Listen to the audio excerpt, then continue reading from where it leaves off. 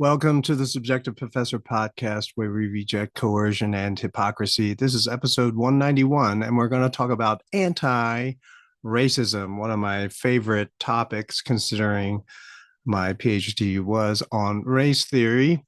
But I want to make the claim that anti racism is the new pro slavery. Sad news. I've been following this channel for any period of time. You know that tomorrow I was supposed to be having a hearing, arbitration, but yes, it has been pushed back yet again. And so, as they say, the sixth time is the charm. So I'm hoping, anyway, I can make that uh, my new go-to saying. Anyway, so it is the strategy. So basically, I have to remain anonymous for just a little bit longer. I was going to ask my lawyer if, like, how much of this case I can discuss with people, like on a podcast. So I'll probably just send him an email, ask him that question. So anyway, so the strategy of the educated ignoramus, and that would be the university professor, is to be against a bad idea. All right. So episode 51, I talked about slavery, which came first, racism or slavery.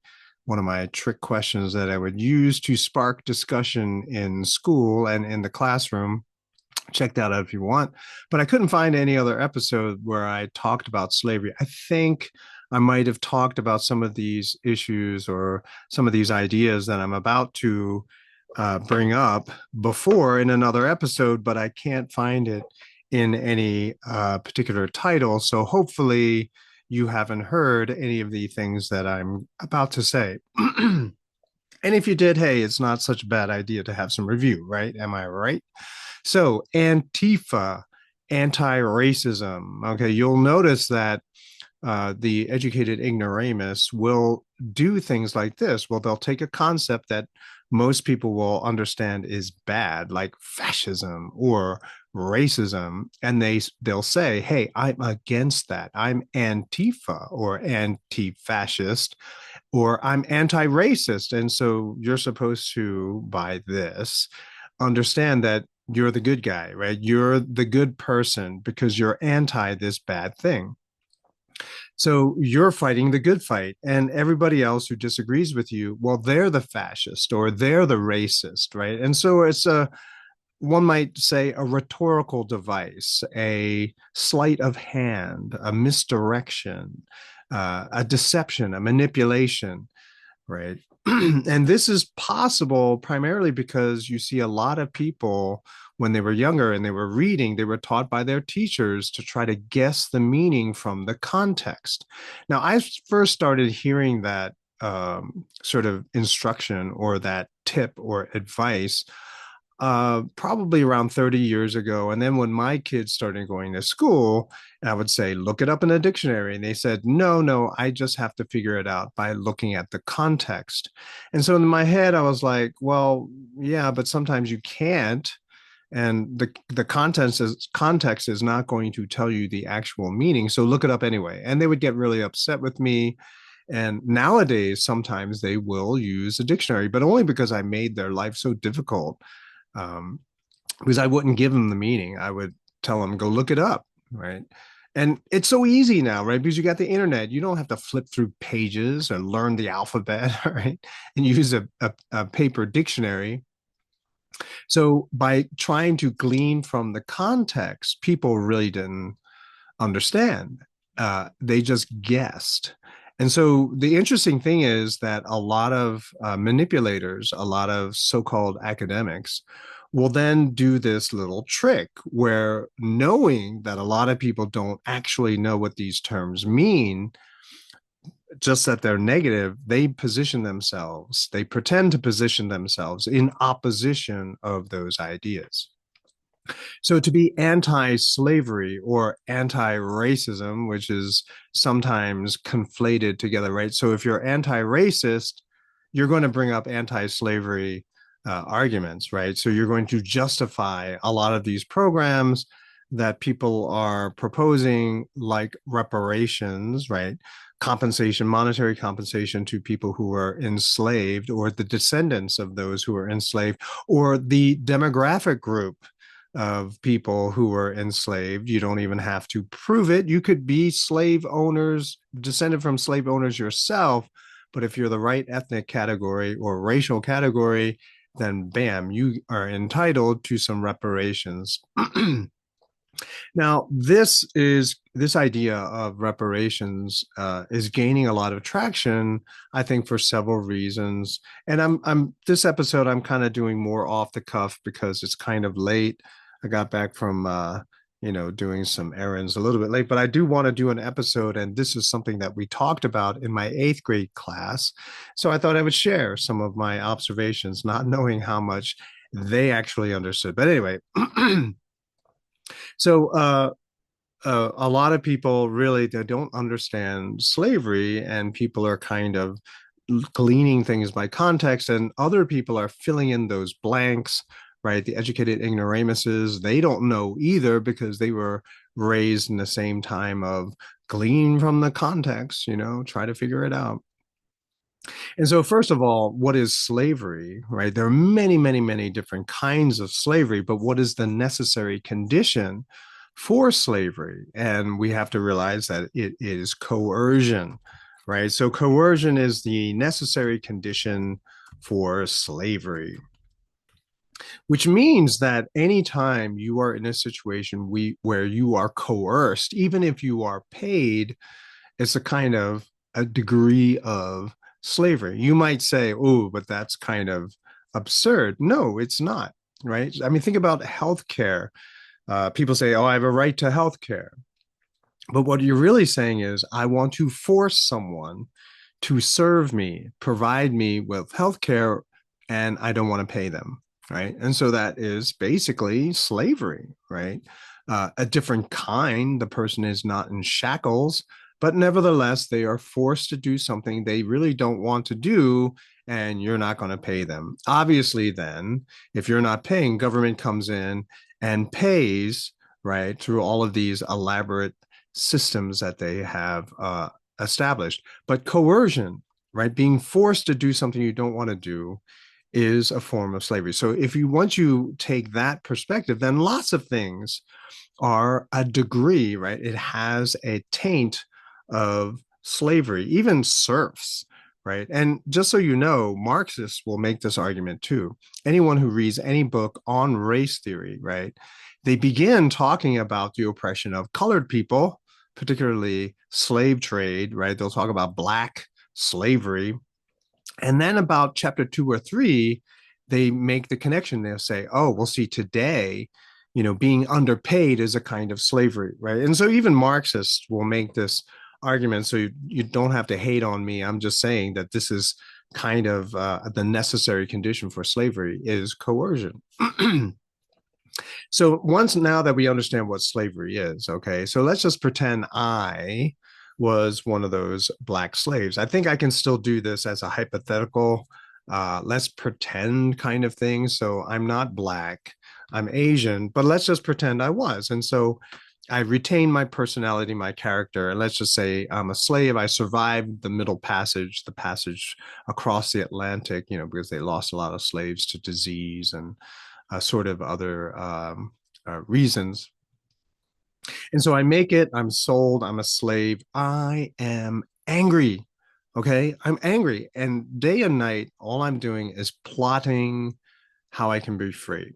Okay. And then I realized that there's no hope for escape. So even if I escaped, there's the Fugitive Slave Act, right? And so if someone else catches me, they are obligated to return me to my quote unquote master.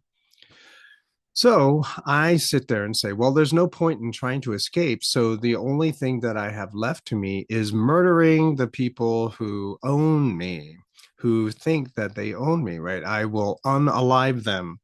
That's all I'm thinking about. And maybe I'll even try to be the best slave, the most loyal slave, so that I gain their trust and then I can unalive them at an opportune moment.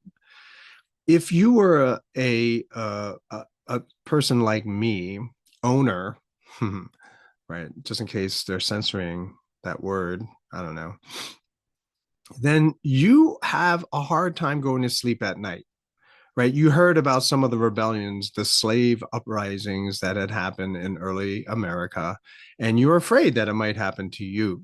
So going to sleep, it is an uneasy sleep, right? You don't have the technology that you have today, and who's going to keep watch all night long, right? So you're going to kind of be a little bit nervous, which automatically makes slavery extremely expensive. Keep in mind that the Fugitive Slave Act was enacted by the government, and so you already know because of that law that slavery was subsidized by the government, and so the high cost of slavery was brought down through subsidies from the local government. Now, if I was a slave, how hard am I working? Well, I'm only working as hard as I need to in order not to get beat for being too lazy, right? And so if I lay 10, so my job is to lay bricks, right, to build a wall, and I lay 10 bricks a day. I get beaten for being too slow. Then the next day I lay 100 bricks and I get beaten because I'm too slow. So then I lay 150 bricks and I don't get beat. All right, let's just pretend, right? And so then I tell everyone else who's working, do not lay one more brick than 150. 150 is the magic number. You don't get beat if you put down 150 bricks, right? And so no one will ever put down more than 150 bricks.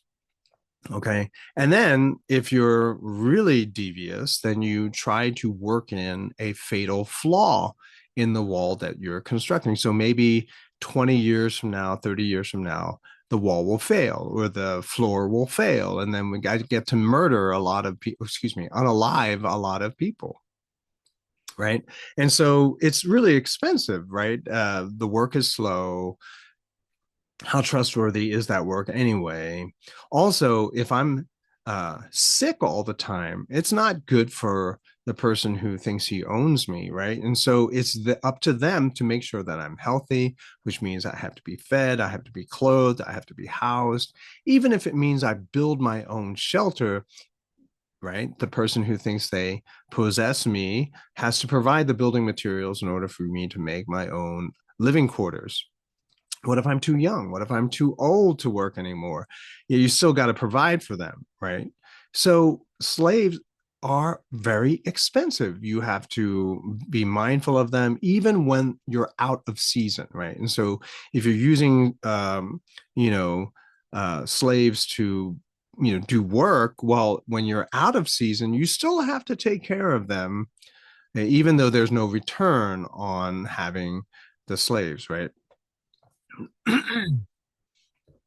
So it's very expensive. All right. This goes against the this idea that slave labor is extremely cheap and cost effective. That's ridiculous. No, it's not. It's really expensive, right? It's so expensive, in fact, that a lot of owners would hire out or lease for the day their slaves, right? Because if they're not doing anything, then you hire them out. You get to make some money from the work of your slave. And so you recoup some of your losses, right? By not doing any work at all, you're losing money. And this is a drain on the person who thinks he can own other people. Walter Williams breaks this down very well when he in his book. What is that book? Race and Economics, Walter Williams. And he has a chapter there which discusses this phenomena of self-hire or the quasi-free slave, right? And so the slave owner will agree to hiring out their slaves because then they make some money. They take a cut or all of it if they're really a bad guy. They'll, get compensated, and the slave too will get to earn some money, and so it keeps them happy. But in the process, what happens is these self-hired slaves, these quasi-free slaves, learn job skills, right? A lot of them learn how to read. Frederick Douglass, a big abolitionist, right, former slave, bought his own freedom after he taught himself how to read, after he gained all these skills of repairing boats, okay? And so he was able to do that. And so a lot of people didn't like it, but the fact that it happened so much tells you just how cost ineffective, right? How expensive slavery really was, right? And so many people were doing that that it really upset people who really did hate slaves and people from Africa. Okay, and so then they would have to try to organize and make these even more, onerous regulations to restrict the freedoms of these so-called slaves. So let's see. So understand that. And if you paid people, think about it. Versus being paid. So well, let's just say a lot of these slaves, after they learn skills, right, bricklaying and house building, whatever, they would sneak out at night and find jobs, find work, and they would say to the person, right, look, don't tell the person who thinks he owns me, but I'll do all this work. I'll do it at a fraction of the price that you're paying all these other workers, right? These non-slave workers. I'll do it at a fraction. I'll do it just as well. And so then they come home at before the morning, before the people realize that they're gone, right? They would have been paid without anyone knowing. And the person who hired them is not going to tell anyone because they're making so much money, right? They're saving a lot of money. And so a lot of that was going on as well. And this is the clear signal that slave labor is really, really expensive compared to paid labor. I mean, think about it too. For my person who thinks he owns me, I'm laying down no more than 150 bricks. But if I'm getting paid, right, like 5 cents a brick, then I'm trying to crank out as many bricks as possible. In fact, I'll even try to come up with faster ways, maybe even a machine to lay bricks faster so I get paid more. Right. And that's what sparks innovation, right? It's like, wow, if I can do double, triple, 10 times more bricks, then I'll make that much more money. And so the incentive of being free and being paid for the work that for the work you do is much more economical than having a slave who is coerced, right? And even punished frequently for having, aberrant thoughts that they shouldn't have. What's crazy is that the pro-slave argument at the time in the face of the abolitionists was that they had to justify the value of slavery by saying, yeah, it's a really cheap form of labor. Yeah, the work is making us rich, right? Having slaves is making us rich. That was the pro-slavery, anti-abolitionist argument of the time. Fast forward to today, that is exactly what the anti-racists are saying. In order to justify reparations, right, you have to say that, yes, slavery was an awesome form economic system, right? That it was extremely beneficial. It was very, very low cost. It created huge amounts of profit for the owners, you see. And so what the crazy thing is that the people who claim to be anti-racist today are making pro-slavery arguments. Like if we go back to the 1850s, they would have been right at home with slave owners, right? It's just kind of crazy that way if you think about it, right? But they do it now today to justify things like reparations or things like hating on white people and talking about white supremacy and things like that, right? You have to say that, yeah, it was a fantastic system. But of course, we know, those of us who are pro-free market, we know that it's kind of wild that the South was even to make any money in spite of slavery. Right. And so that's the thing. So whatever they were doing, they could have made so much more if they did not have slaves. But once you're down that narrow subjectivity, you really can't think or see or even entertain the possibility that there is something else. And so all those people who claim to be anti-racist, they're making pro-slavery arguments. It's kind of humorous, at the same time sad, and that basically speaks to the state of our society today. And once again, this uh, kind of academic or education that people are receiving today is fuel for the fire, right? It's allowing all of these educated ignoramuses to teach all of these uneducated college students, what's up. And you get them so easily radicalized and protesting the wrong thing, right? So let's not be anti-racist, because all of us are racist anyway. And I have that episode, we're all racists anyway. So yeah, just keep pushing for freedom, and realize that all issues potentially can be resolved with greater freedom. That's it for today. I will talk to you next time.